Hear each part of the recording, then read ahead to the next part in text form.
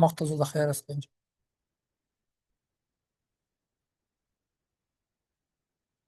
نو په لا ورلم چې د خیر سره اخر درس موږ تاسو وایو او د خیر خلاصې ان شاء الله ورلم. موږ تاسو تیر ورځ تای او لیک دواړه ویله.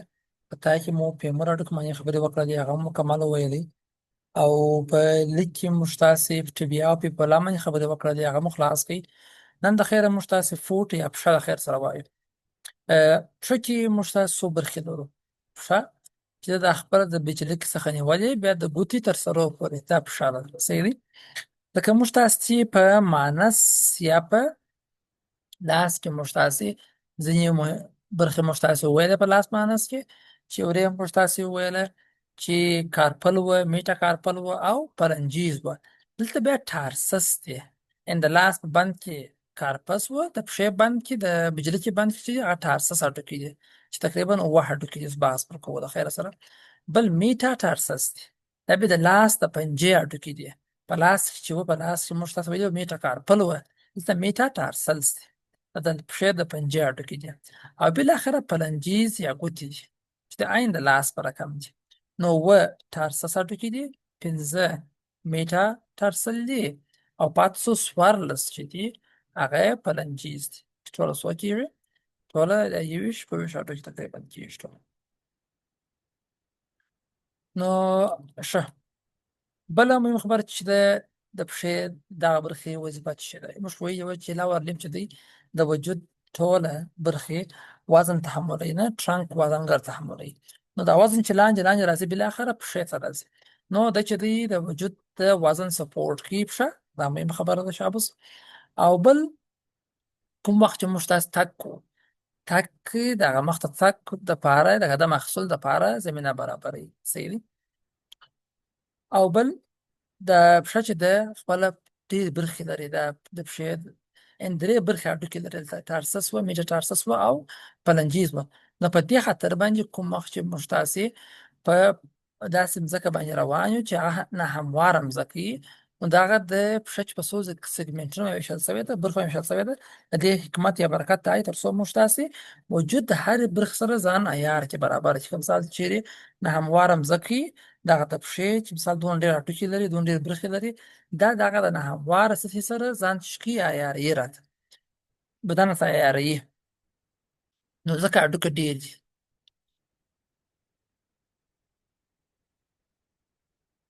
اول لازم موږ تاسو تارسس هډوکي وایو. د پښې د بجلیک هډوکي موږ تاسو وایو. د بجلیک سره چې کوم هډوکي دي یا د پښې د بجلیک د بند کې چې کوم هډوکي دي دا موږ تاسو وایو.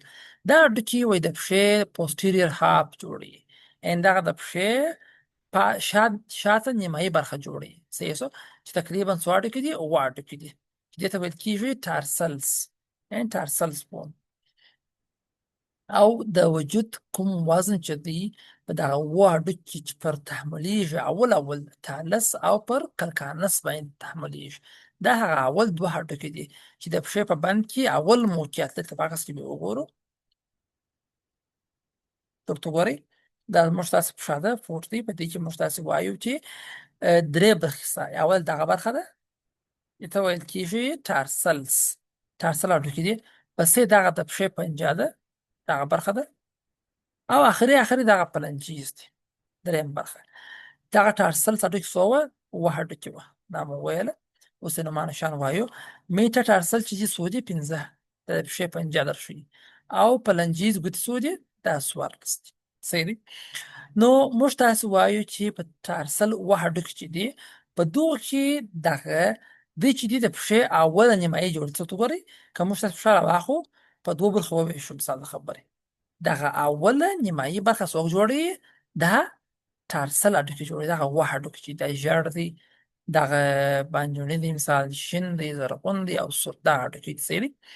او په دې کې بیا چې وزن پر تحملیږي اول دغه دوه هډوکي دي سربیر دغه ژیړ ته تالس وایي او دغه لاندې بنفشي دغه شوشایي چې دی دا ته بیا کلکانس ویل کېږي صحیح شو.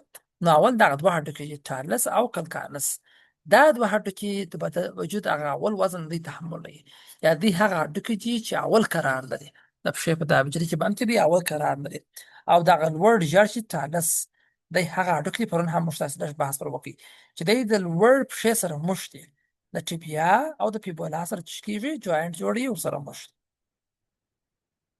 دا د پښې عمومي خبرې عمومي معلومات وه. نو موږ ویل چې دا ټارسل هډوکي دي، اوه هډوکي دي او د پښې شاته نیمایي جوړوي. ټارسلس هډوکي چې دي ټارسلس هډوکي چې دي دا ټارسلس بون هم ورته ویل کېږي. دا د پښې د شا نیمایي جوړوي. اوه دانې هډوکي دي. صحیح دي؟ دا خبره مو کړې وه. دغه هډوکي دي، دغسې چې دی شمېر دي. دی چې دي اول پروګزیمل را ده، معنا اول کتار، معنا نږدې. پروګزیمل څه معنا؟ نږدې. او بیا ډیسټل را ده، معنا لیرې، موږ څخه بدن څخه لږ لیرې. دوهم کتار دی. یو اول کتار دی، بل دوهم کتار دی. صحیح شو؟ نو په اول کتار کې دوه هډوکي دي، ټالس او کلکانس. دا په اول کتار کې دي. په دوهم کتار کې یو کوبویډ دی، معنا مکعبي هډوکي، او درې کونیفارم دي چې میډیل کونیفارم دی، انټرمیډیټ دی او لیټرل دی. درې دي پرله پسې. اوس په عکس کې وګورئ.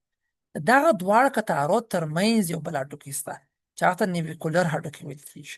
ټول اووه هډوکي شوله. اول دوه هډوکي چې دي دا په اول کتار کې دي، پروګزیمل را کې دي. ټارسل مو وایي چې اووه هډوکي ټوله، اول دوه ټالس او کلکانس په اول کتار کې دي. صحیح دي؟ بیا په اخري کتار کې یا په لیرې کتار کې چې دي په ډیسټل کتار کې څلور هډوکي دي. څو هډوکي دي؟ څلور هډوکي دي. درې کونیفارم دي، یوې کوبویډ دي. صحیح شو؟ چې دا څلور شوله. نو دوه هلته وه، څلور دغه شوله. څو؟ دا یې شپږ. یو دانه اووم دانه پاتې شو، هغه ته نیویکولر ویل کېږي. هغه د دواړو کتارو ترمنځ موقعیت، په منځ کې موقعیت لري. اوس په هغه په عکس کې وګورو. دلته وګورئ تاسې په دې عکس کې موږ وایو چې دغه دوه هډوکي چې دي د اول دوه دانې دا یې پروګزیمل را کې دي، معنا اول یې پروګزیمل کې دي. صحیح دی؟ دغه درې سره او یو دغه زرغون دا یې بیا په ډیسټل را کې دی. ډیسټل کې دی. دوه دا شوله، څلور دا شوله، دا یې شپږ. دغه یو شین پاتې شو منځ کې، هغه ته نیویکولر ویل کېږي. هغه یې ترمنځ موقعیت لري. دا کې اووه دغسې ښه معلومېږي. دغه څلور چې دي دا یې ډیسټل کې دي. ډیسټل را وینئ؟ ډیسټل را دغه ژړ او دغه شورچایي چې دی دا بیا نږدې دي. پروګزیمل را وینئ؟ اول کتار چې دی په منځ کې دغه شین پاتېږي چې دا ته ویل کېږي نیویکولر. د دواړو ترمنځ موقعیت لري. صحیح دی؟ دوه یې مخته دي، څلور یې وروسته دي، په منځ کې دی موقعیت لري. دا اووه هډوکي د ټارسل بونز یا د پښې د بند، د بجلکې د بند هډوکي دی. دغسې موقعیت لري. مثال خبرې دا تورو باندې ښودلي دي. وایي چې لپاره چې څو یې اسانه یې زده کړي. ټي ده، ټارلس لوړ دی. صحیح شو؟ لاندې یې دغه کلکانس دی. صحیح دی؟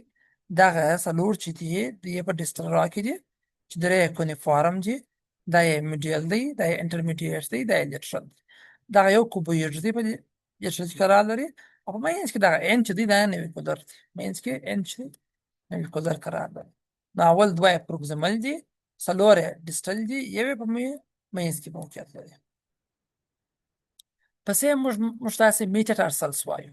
دا عین لکه د لاس پنجه. میټاکارپل واورئ، دلته میټاټارسلس دواړه پنځه پنځه. لاس هغه هم پنځه دي، دا هم پنځه دي. صحیح شو؟ پنځه کوچني کوچني اوږده هډوکي دي. دا شارټ بون نه دي، لانګ بونز دي. په لانګ بون کې بیا سمال دي، معنا څه کوچني دي. صحیح دی؟ او بل دی چې دي پنځه دانې دي. صحیح دی؟ شروع چې ده د هلکس یا غټې ګوتې څخه شروع کېږي، ګریټر ټو. په لاس کې که ستاسو چیرې په یاد وي ورې هم موږ داسې حساب د غټې ګوتې خوا څخه شروع کوئ. خو په لاس کې چې وو اناټومیک پوزیشن زموږ تاسې دا ورغوی به مقابل طرف دی. مخامخ چې کوم انسان موږ ته ولاړ وي هغه ته باید متوجه وي. خو پښه چې ده هغه لږ چپه ده. پښه بیا دا پټه ګوته چې ده هغه میډیل خواته راځي، د هغه سربېرنه خوا یې پورته راځي. صحیح شو؟ یعنې د پښې لاندې تله او د لاس ورغوی. لاس ورغوی موږ ته مستقیم موږ ته متوجه دي، نه مخامخ یې. د پښې تله مځکې ته متوجه وي. صحیح شو؟ په حساب یې هغسې حساب شروع کېږي. په لاس کې هم د غټې ګوتې شروع کېږي حساب، په پښه کې هم د غټې ګوتې شروع کېږي. یا د هالکس شروع کیږي. د غټې ګوتې مثال د خبرې هډوکی اول هډوکی دی یا اول میټر ارسل دی، بیا دوهم دی، بیا دریم دی، بیا څلورم، بیا اخر کوچنۍ ګوتې هغه دی، هغه پنځم میټر ارسل دی. صحیح شو. دا اول مترسل چې دا غټه غوته درشي، وای دی د وجود ډیر وزن تحملوي. غټه غوته چې د فشار غوته غټه غوته، وای د وجود ډیر وزن سبقي تحملوي، یعنی فشار د وزن ډیر په د باندې راځي. پسې موږ تاسو راځو دا وګورو مازی دا وګورئ موږ تاسو میټا ترسل وای دا ترسل اټکی دي. صحیح شو. دا پنځه دي. دا باندې څخه نیولې راځي د لاس پنجه جوړوي نه سره مېز کې. اول دا بټه بټه هغه دی دا یو، بیا دوهمه ګوته هغه دی، بیا دریم دی، بیا څلورم دی، او بالاخره د کوچنۍ ګوتې هغه پنځم دی. د ګوتې هغه خو نه دی، د ګوتې د پنجې هغه دی. صحیح شو. ګوتې شاته دا پنجه چې د شا اوس نو دا پنځه چې شوله میټه ترسل شوله حساب یې د غټې ګوتې څخه چې بیا به یې نه ده.